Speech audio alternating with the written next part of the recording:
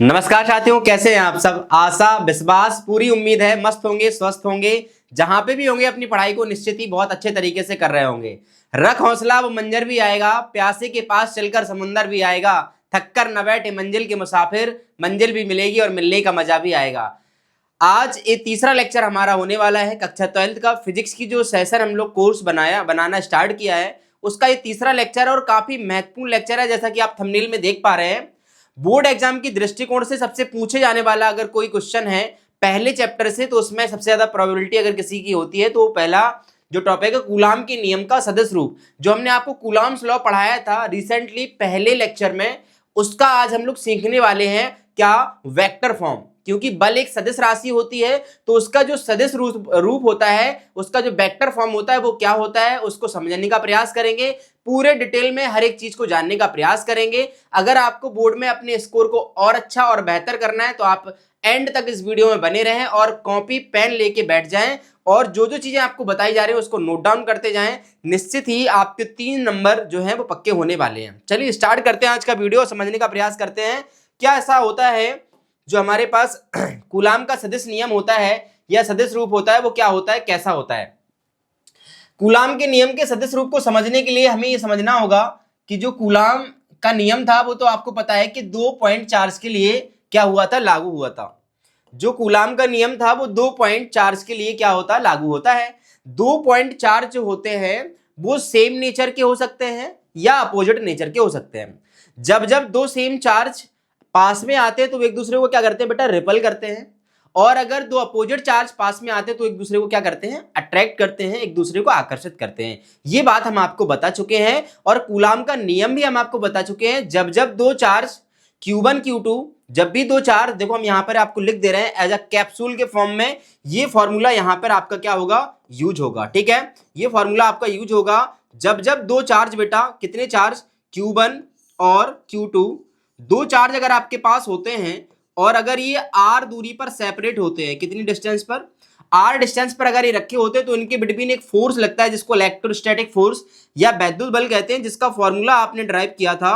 F बराबर sir लगता है 1/4 pi epsilon naught Q1 Q2 upon r²।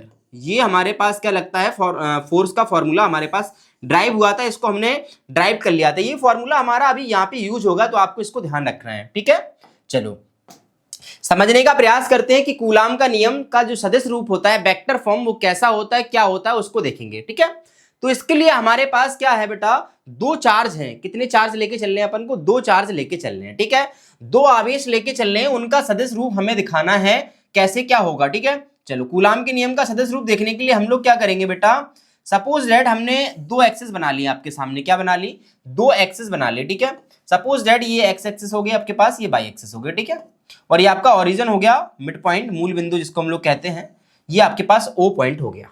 ठीक है, बिल्कुल ठीक। आगे समझते हैं, दो कोई चार्ज बेटा, 2 कोई आवेश हम लोग यहां पर रख दे रहे हैं।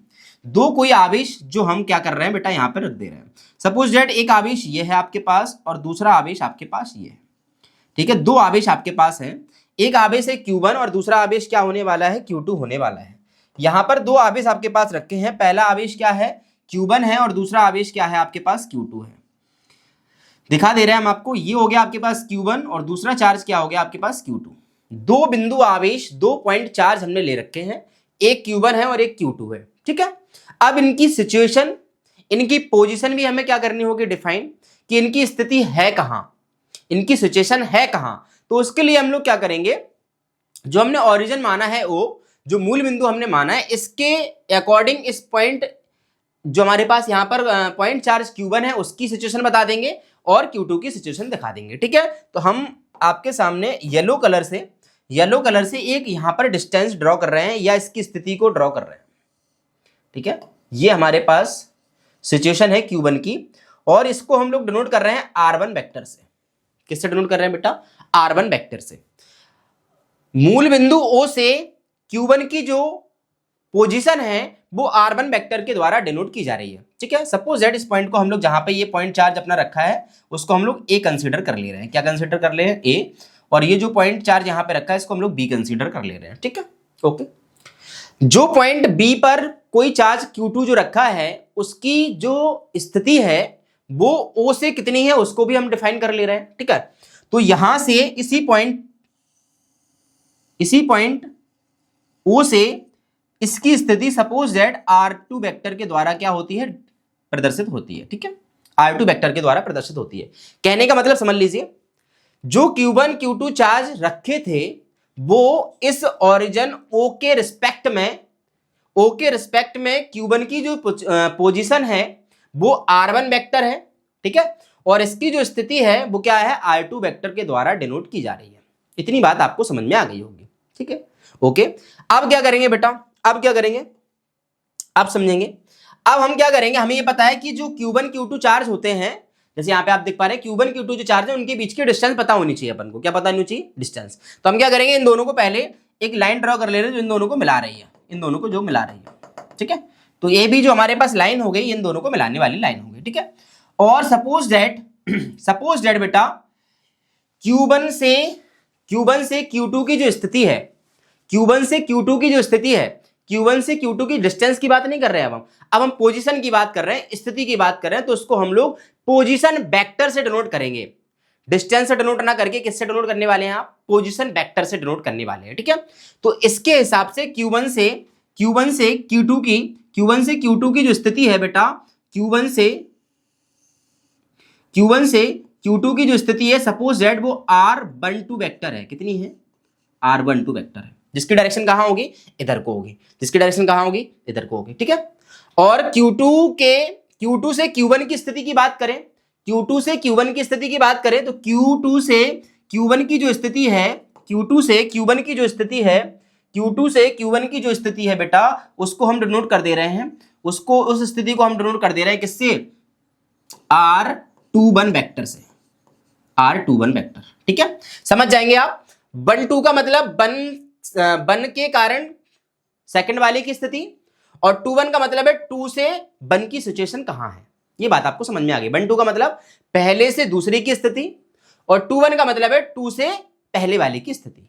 इतनी बात आपको समझ में आ गई होगी, ठीक है। चलो आगे समझने का प्रयास करते हैं क्या कहानी है, ठीक है। आगे समझने का प्रयास करते हैं क्या कहानी है। अब आप देखो डायग्राम को, दोनों चार्ज सेम है, ठीक है। अगर Q1 के कारण Q2 पर बल आपसे पूछे तो आप कहेंगे सर फोर्स जो लगेगा वो धक्का मारेगा Q1 Q2 को इस साइड, Q1 Q2 को धक्का मारेगा इस साइड, Q1 Q2 को फोर्स लगाएगा इस साइड। बोलो सही बात है। Q1 Q2 दोनों सेम चार्ज एक दूसरे को क्या करते हैं बेटा, रिपल करते हैं। Q1 Q2 सेम चार्ज एक दूसरे को क्या करते हैं, धक्का मारते हैं। तो Q1 Q2 को धक्का मारेगा इधर को, और जो धक्का मारेगा जिस फोर्स से, उस फोर्स को हम लिखने वाले हैं F12 वेक्टर। क्या लिखने वाले हैं, F12 वेक्टर। बन का मतलब है पहले के कारण दूसरे पर लगने वाला फोर्स, पहले चार्ज के कारण दूसरे चार्ज पर लगने वाले फोर्स का मान है F12। ओके, चलो आगे समझते हैं। Q2 के कारण Q1 पर लगने वाला जो फोर्स होगा, धक्का मारेंगे, सेम चार्ज फिर से एक दूसरे को क्या करेंगे, रिपल करेंगे, धक्का मारेंगे। तो ये इसको धक्का मारेगा बेटा कहां को, इधर को धक्का मारेगा। कितने फोर्स से, F21 वेक्टर से। इतनी बात आपको समझ में आ गई होगी आई थिंक, आ गई ना। इतनी बात आपको एकदम से समझ में आ गई होगी आई थिंक, क्लियर है। चलो अगर इतनी बात आपको समझ में आ गई, अगर ये पेपर में आप डायग्राम बना पाए तो समझ लो आपका आधा डेरिवेशन कंप्लीट हो चुका है। चलो आगे बढ़ते हैं और समझने का प्रयास करते हैं क्या कहानी है, ठीक है। ये वाली कहानी आपको ध्यान रखनी है, चलो आगे समझेंगे। हम आपसे पूछे Q1 के कारण Q2 पर लगने वाला जो फोर्स है, the electrostatic force due to Q1 of Q2, किसके कारण, Q1 के कारण Q2 पर कितना फोर्स लगेगा। तो Q1 के कारण Q2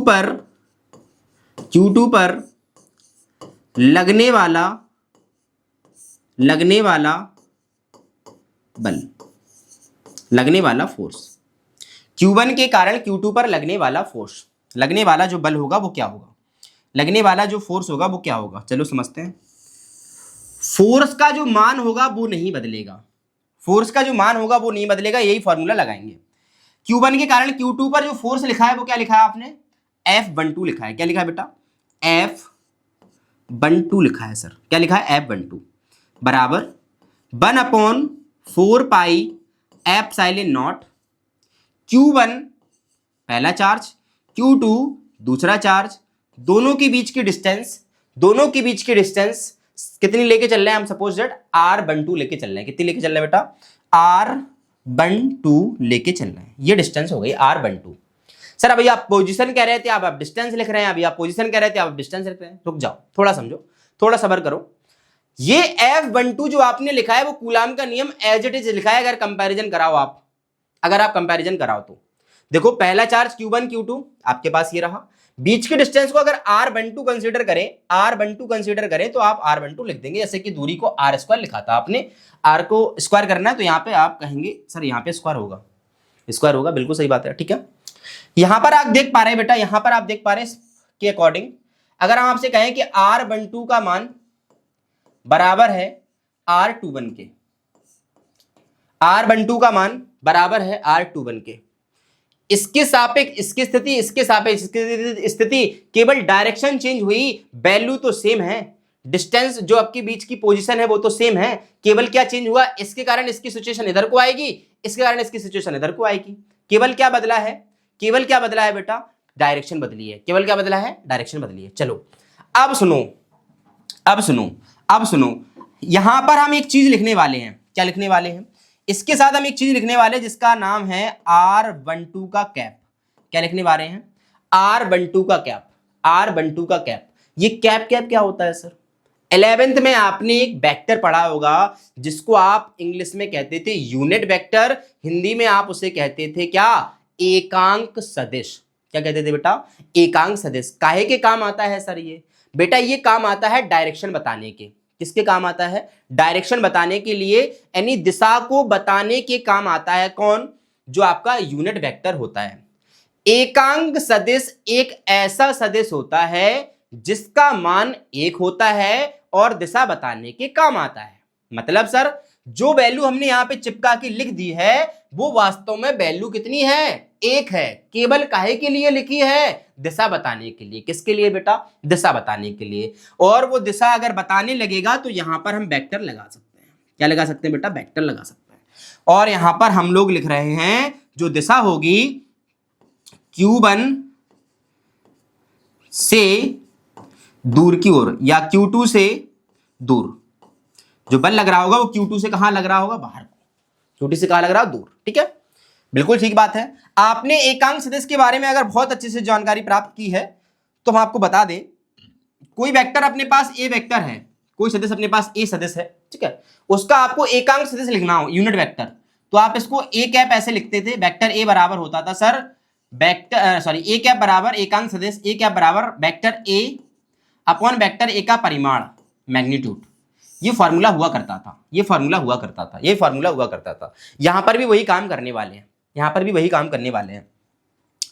F12 वेक्टर बराबर हो जाएगा बेटा, F12 वेक्टर बराबर हो जाएगा 1/4 pi epsilon naught Q1 Q2 upon R12 का स्क्वायर, R12 का स्क्वायर। और यहां पर जो आपके पास एकांक सदिश होगा उसकी जगह पे आप क्या लिख देंगे, R12 वेक्टर अपॉन R12। इतनी बात क्या आपको हजम हो गई, इतनी बात क्या आपको हजम हो गई। अगर आपको ये बात समझ में आ गई हो तो आप यस करके कमेंट कर सकते हैं। चलो आगे समझाते हैं आपको। R12 यहाँ पे देखो एकांक कैप के हिसाब से हमने इसको ऐसे लिख दिया, ठीक है। आप देख पा रहे हैं R12 क्या हो जाएगा, R12 वेक्टर बराबर 1/4 pi epsilon naught Q1 Q2 upon R12 का क्यूब हो जाएगा, साथ में R12 वेक्टर हो जाएगा, R12 वेक्टर हो जाएगा। इसको इक्वेशन नंबर फर्स्ट लिख देंगे, इसको इक्वेशन नंबर क्या लिख देंगे, फर्स्ट लिख देंगे, ठीक है। ये बात आपको समझ में आ गई होगी, ये बात आपको समझ में आ गई होगी, ठीक है। F12 की दिशा कहां होगी, Q1 के कारण Q2 पर लगने वाला फोर्स कहां होगा, Q2 से दूर की ओर होगा। ठीक है, सिमिलरली अगर हम सिमिलरली बात करें बेटा, सिमिलरली अगर हम बात करें, सिमिलरली अगर बात करें, अगर हम सिमिलरिटी लगाएं, सिमिलरली अगर हम सिमिलरली बात करें, सिमिलरली बात करें तो Q2 के कारण Q1 पर लगने वाला जो फोर्स होगा, Q2 के कारण Q1 पर लगने वाला जो फोर्स होगा उसको आप क्या लिखेंगे, उसको आप लिखेंगे F21 वेक्टर, F21 वेक्टर बराबर 1/4 पाई एप्सिलॉन नॉट, Q1 पहला चार्ज, Q2 दूसरा चार्ज और दोनों के बीच की डिस्टेंस। अब R21 वेक्टर लिखेंगे, आप R21 वेक्टर लिखेंगे, सॉरी आप R21 और साथ में क्या चिपका देंगे, R21 का कैप, R21 का कैप। ठीक है, R21 क्या बता रहा होगा आपको, R21 ये बता रहा होगा सर लगने वाला जो फोर्स है वो Q1 से बाहर है, Q1 से दूर है, Q1 से दूर है। ये दिशा बता रहा होगा एकांक सदिश, ये दिशा बता रहा होगा एकांक सदिश। ठीक है, फिर से इसका फॉर्मूला खोलेंगे तो F21 vector is equal to आ जाएगा बेटा 1/4 pi epsilon naught Q1 Q2 upon R12 sorry square है ये R21 स्क्वायर इंटू इसके जगह पे क्या लिखेंगे R21 का वेक्टर अपॉन R21 हो जाएगा, ये क्यू बन जाएगा, ये क्यू बन जाएगा। तो R21 vector is equal to हो जाएगा आपके पास 1/4 pi epsilon naught Q1 Q2 upon R21 cube into R21 vector. Equation number second, equation number second, बोलो हाँ या ना। इतनी बात आपको समझ में आ गई होगी।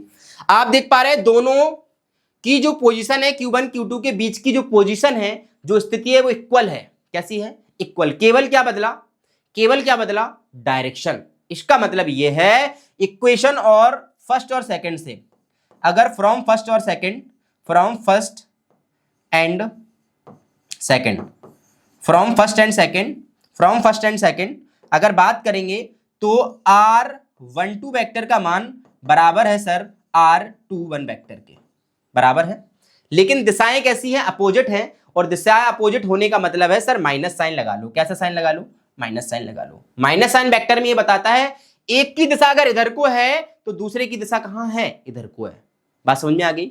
माइनस साइन क्या बताता है, माइनस साइन केवल ये बताता है कि एक की दिशा अगर लेफ्ट साइड है तो दूसरे की दिशा कहां होगी बेटा, राइट साइड होगी। आई थिंक बात समझ में आ गई होगी। दोनों की पोजीशन सेम है, एक की दिशा इधर को है, एक की दिशा इधर को है, लेकिन हमने माइनस साइन लगा लिया तो इसका मतलब है यहां पर माइनस साइन ही बता रहा है कि दोनों की सिचुएशन जो है, डिस्टेंस तो सेम है इनके बीच की, पोजीशन तो सेम है, लेकिन क्या है, डायरेक्शन अलग अलग है। बात समझ में आ गई। अगर फर्स्ट और सेकंड को कंपैरिजन कराएं, फर्स्ट और सेकंड को कंपैरिजन कराएं तो F12 और ये 1/4 पाई एप्सिलॉन इसमें भी है, Q1 Q2 इसमें भी है, R21 बराबर है, R21 वेक्टर आपस में बराबर है। तो इसका मतलब ये है सर, इसका मतलब ये है कि F12 का मान भी बराबर है F21 वेक्टर के, लेकिन किस साइन के साथ, माइनस साइन के साथ। बिकॉज ये वैल्यू आपस में इक्वल हैं, और इक्वल होने का मतलब ये है सर इनकी डायरेक्शन भी अपोजिट होगी। इनकी डायरेक्शन भी कैसी होती है, अपोजिट होती है। ये कुछ बता रहा है आपको बेटा, ये कुछ बता रहा है आपको, ये कुछ बता रहा है 11th के हिसाब से। बताओ क्या बता रहा है। आपने पढ़ा होगा बेटा, आपने पढ़ा होगा कौन सा लॉ, आपने पढ़ा होगा 11th में एक लॉ जिसको हम लोग कहते हैं एक्शन रिएक्शन फोर्स, क्रिया प्रतिक्रिया का नियम, जिसे न्यूटन का थर्ड लॉ ऑफ मोशन भी कहते हैं। किसी भी ऑब्जेक्ट में जब फोर्स लगाया जाता है, किसी भी वस्तु में जब बल लगाया जाता है तो अपोजिट डायरेक्शन में वस्तु भी हमारे ऊपर एक फोर्स लगाती है, जिसको हम लिखते थे F12 बराबर या F1 बराबर F2। इसका मतलब दोनों बलों के मान बराबर होते हैं, लेकिन उनकी दिशाएं विपरीत होती हैं। इसका मतलब यह है अगर हम आपसे कहें कि F1 वेक्टर बराबर है F2 वेक्टर लेकिन माइनस साइन के साथ, इट मींस ये किसको फॉलो कर रहा है, क्रिया प्रतिक्रिया नियम को। क्रिया प्रतिक्रिया बोले तो एक्शन रिएक्शन, क्रिया प्रतिक्रिया नियम, एक्शन रिएक्शन लॉ, जिसको Newton's third law of motion भी कहते हैं। इसका मतलब क्या है, इसका मतलब क्या है कि ये क्या है बेटा, न्यूटन्स का थर्ड लॉ है। न्यूटन का कौन सा नियम है बेटा, ये थर्ड लॉ है। तो this is Newton's, this is Newton's third law of motion, third law of motion, third law of motion. It means coulombs का वेक्टर फॉर्म, कूलाम्स का वेक्टर फॉर्म्स किसको रिप्रेजेंट करता है? न्यूटन्स के थर्ड लॉ को represent करता है। Coulomb का जो सदिश नियम होता है वो क्रिया प्रतिक्रिया के नियम को बताता है। तो यहां पे हम ऐसा लिख सकते हैं कि कूलाम का सदिश नियम, कूलाम का सदिश नियम, vector form of coulombs law, coulomb का सदिश नियम, कूलाम का सदिश नियम न्यूटन के तृतीय नियम को बताता है, तृतीय नियम को बताता है। ये हो गया आपके पास क्या, कूलाम का कौन सा वेक्टर फॉर्म हो गया। आई थिंक ये सारी चीजें आपको एकदम से क्लियर हो गई होंगी। आप इसका स्क्रीनशॉट ले लीजिए जाके आपकी सारी चीजें एकदम से क्लियर हो जाए। आई होप वीडियो अच्छा लगा हो तो चैनल को सब्सक्राइब कीजिए, बेल आइकन का बटन दबाइए, इसी तरीके से अपडेट पाने के लिए कमेंट कीजिए। Thank you so much, all the best.